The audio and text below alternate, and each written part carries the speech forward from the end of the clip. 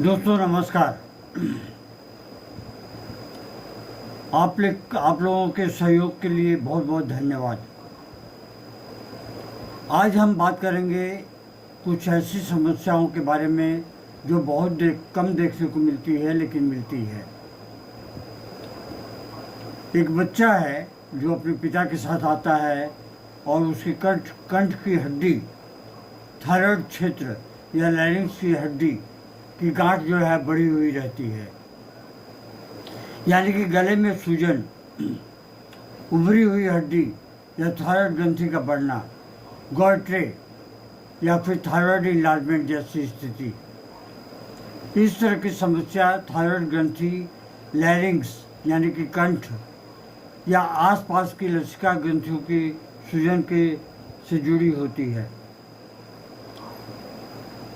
कंठ की हड्डी या थायराइड बढ़ने के कारण क्या क्या हो सकते हैं, आइए हम इसके बारे में जानते हैं।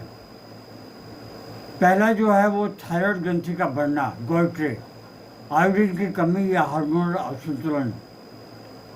दूसरा जो है वो लैरिंक्स या कार्टिलेज की सूजन, बार बार सर्दी, चिल्लाने से और संक्रमण के कारण।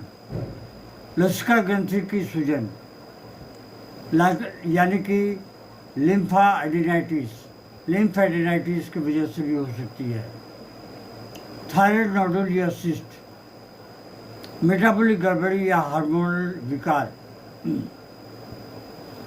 पैथोफिजियोलॉजी क्या है इसकी, आइए हम इसके बारे में भी कुछ जान लेते हैं। जब थायराइड ग्रंथि की कोशिका अधिक काम करने लगती है या फिर हार्मोन संतुलन बिगड़ जाता है तो ग्रंथि का आकार बढ़ने लगता है।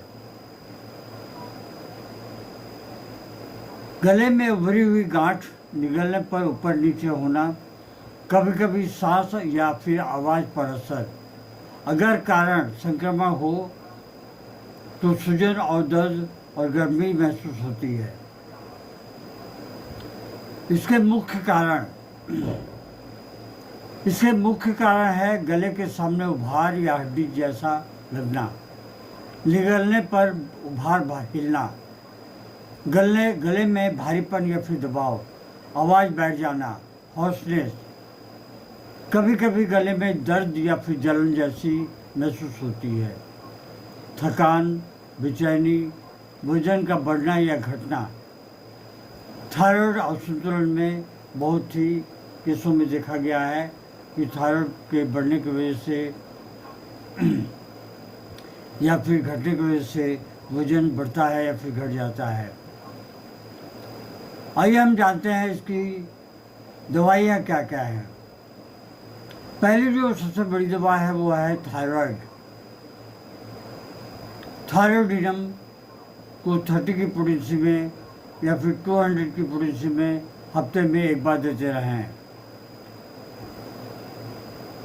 उसके बाद में आप स्पॉन्जिया टोस्टा 30 की पोटेंसी में दिन में 2 बार दें, जिसके लक्षण कुछ इस तरह हैं, जैसे कि थायराइड ग्रंथि की बढ़ी हुई, कठोर बिना दर्द की, आवाज़ बैठी हुई, बोलने पर दर्द, सूखी खांसी या सांस में रुकावट।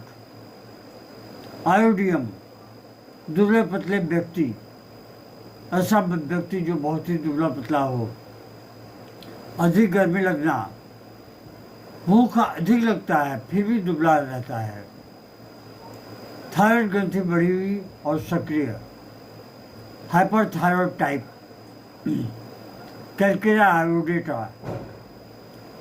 आयोडेटम, थायराइड ग्रंथि में गांठें या नोडुल, बच्चों या किशोरियों में, शरीर का ठंडा, मोटापा, पसीना बहुत ज़्यादा होना।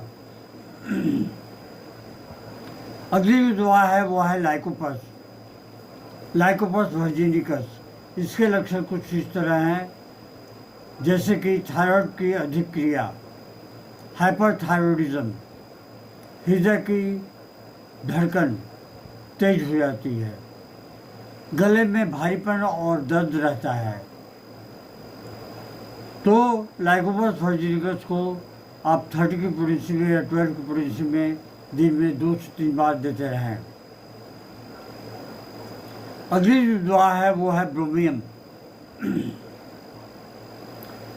गले में कठोर ग्रंथि, खुरदरापन, गर्मी से परेशानी, विशेष रूप से बाईं तरफ की सूजन में बहुत ही उपयोगी दवा है। कैलकेरिया काब, थायराइड सुस्त, हाइपोथायराइड टाइप, मोटापा, थकावट और ठंड से काफ़ी परेशानी होती है। लेपिस एल्बस, लेपिस एल्बस की लक्षण कुछ इस तरह हैं जैसे कि ग्रंथि में गांठें, गला मोटा, दर्द नहीं रहता है। ट्यूमर या सिस्ट जैसे केसों में लेपिस एल्बस औषधि बहुत ही कारगर सिद्ध होती है। इससे 30 की पोटेंसी में दिन में कम से कम 2 से 3 बार देते रहें।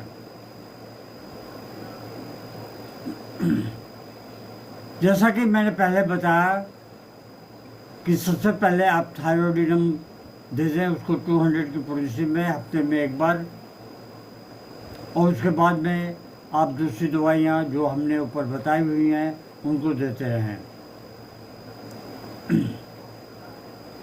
अगली जो दवा है वो है ट्यूबरकुलिनम।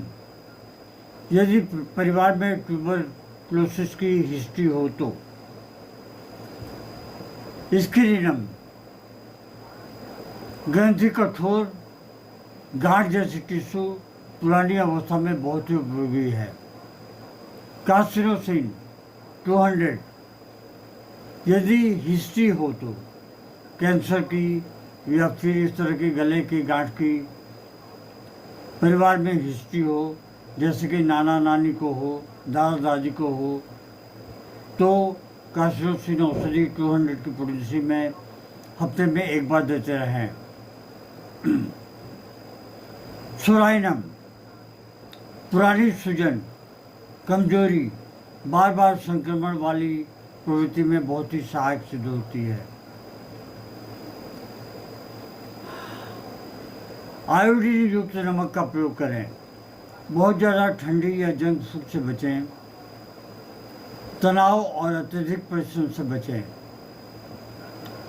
योग करते रहें, जैसे कि सर्वांगासन, मत्स्यासन, भुजंगासन, ये करते रहें। गले को बार बार रगड़ना या दबाव नहीं डालें। दोस्तों, आशा है ये वीडियो आप लोगों को पसंद आएगी और इसे आप देखें, बढ़िया से सुने और पूरी तरह से सुने, अन्यथा सुने ही नहीं आप। अगर आपको स्किप करना हो तो आप ना सुने, टाइम वेस्ट करके कोई फ़ायदा नहीं है। आप पूरी तरह सुने, बढ़िया सुने और अपने प्रियजनों को इसे शेयर करें। धन्यवाद। Long live homeopathy, long live Hahnemann.